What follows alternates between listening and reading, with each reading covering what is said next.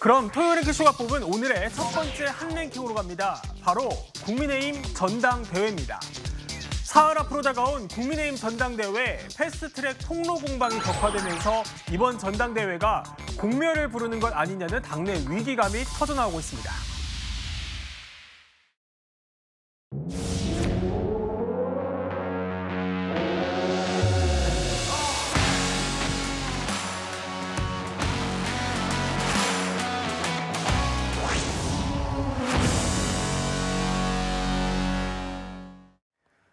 네, 스튜디오에는 최진영 변호사, 최진봉 성공회대 교수, 이종근 시사평론가, 김수민 시사평론가 나오셨습니다. 네, 반갑습니다. 네, 국민의힘의 차기 지도부 선출을 위한 모바일 투표가 이틀째 이어지고 있습니다. 관심을 모았던 첫날 최종 투표율을 보면요. 지난해 전당대회 때와 비교해 4.74%포인트 낮은 수치라고 하는데요. 이종근 평론가님, 어떤 좀 배경이라고 보십니까? 한마디로 실망감이죠.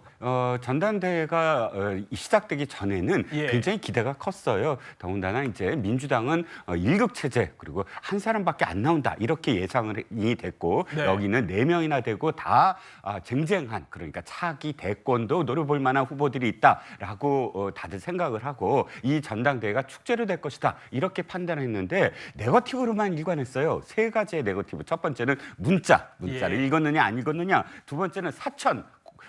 지금 인척 그러니까 한동훈 비대위원장이 인척이 사천을 했다. 공천에 개입했다. 이 얘기였다가 최근에는 패스트트랙 청탁까지 통틀어서 포지티브 내가 꼭 되어야 된다라는 비전은 없고 저 사람은 무조건 안 된다라는 네거티브만 남으니까 이것이 첫 번째는 당 지지자들로부터 외면당하는 실망감이 첫 번째 반영이 됐고 두 번째는 지지율이 고착화되고 있다. 내가 투표를 해서 이게 뭔가 바뀐다면 내가 투표를 하겠는데 바뀔 가능성이 없을 것 같아 하는 그런 실망감, 양쪽 실망감이 다 겹쳐서 투표율이 지금 낮은 게 아닌가 싶습니다.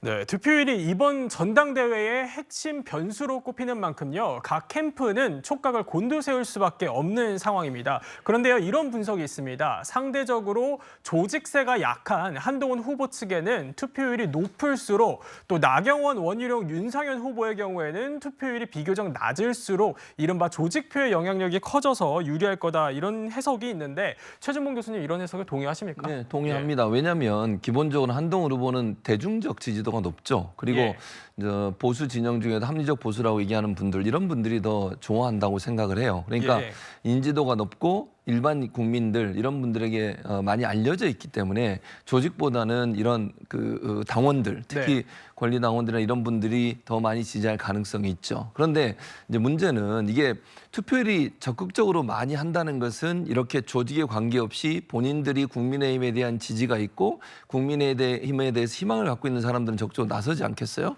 그렇게 되면 한동훈 위원장한테 유리하죠. 그런 분들이 적극적으로 투표에 나서니까. 근데 그런 분들은 또 어떤 영향을 받냐면 이렇게 네거티브가 난무하고 정말 흙탕물 같은 이런 선거를 치르고 있기 때문에 더 실망감도 커지는 거예요. 그럼 이분들은 이제 더 이상 투표 안 하고 싶어. 내가 왜 국민의힘 투표하는 데까지 투표를 해야 돼. 이런 생각이 들 수도 있거든요. 그렇게 되면 이분들은 포기할 가능성이 높아져요. 그러면 이제 소위 현직 의원들이라든지 아니면 오랫동안 당에서 당 생활을 했던 분들은 조직이 탄탄하잖아요. 또 친윤계 그룹들이 조직을 잘 장악하고 있는 부분도 있고요. 이런 부분들이 작동할 가능성이 있기 때문에 친윤으로 분류되는 즉 비한 그룹으로 분류되는 분들한테 유리한 상황이 펼쳐질 수밖에 없다. 그래서 결국 투표율이 낮아지면 낮아질수록 조직이 영향력을 행사할 수밖에 없고요. 투표율이 높아지면 조직보다는 당원들이 더 많이 적극적으로 참여한다고 하는 판단을 할 수 있기 때문에 투표율이 높으면 한동훈 후보에게 유리한 상황이 될 것이고요. 투표율이 낮아지면 아무래도 비한계로 분류되는 분들에게 유리한 상황이 펼쳐지지 않을까 이렇게 생각합니다. 네, 그렇군요. 나경원 후보와 한동훈 후보 모두요. 이 SNS를 통해서 당원들의 투표를 적극 독려하기도 했습니다. 최진영 변호사님, 그런데 뉘앙스를 들어보면은 두 후보가 살짝 미묘하게 다른 것 같아요. 저도 내 후보로부터 투표 독려하는 문자도 다 받았습니다. 그러셨군요. 근데 지금 말씀하시는 것처럼 한동훈 후보 측이 투표 독려하는 이유와 나경원 후보가 투표를 독려하는 이유가 사뭇 다른 것 같은데요. 그럼 본질적으로 지금 국민의힘 그리고 또 윤석열 정부의 문제점이 무엇인가에 대한 접근을 해야 하는 시각의 차이가 있는 것 같습니다. 네. 한마디로 지금 한동훈 후보 같은 경우에는 윤석열 대통령의 어떤 불통, 나아가 국민의힘의 윤석열 대통령과의 당정 관계가 뭔가 변화해야 된다라는 쪽에 있으면서 그 변화를 관철하기 위해서 투표를 해달라라고 요청하는 반면에 나경원 후보 같은 경우에는 잘못하다가는 보수의 분열, 이것이 지금 문제이기 때문에 윤석열 대통령과 당의 일치와 화합, 그것을 통한 민주당에 대한 대응, 이런 부분에 어떻게 보면 당심에 호소하는 그런 지금 시각이 이런 그 투표를 독려하는 이유가 상당 부분 차이가 나는 것 같은데 예. 현재로서 이와 같은 접근이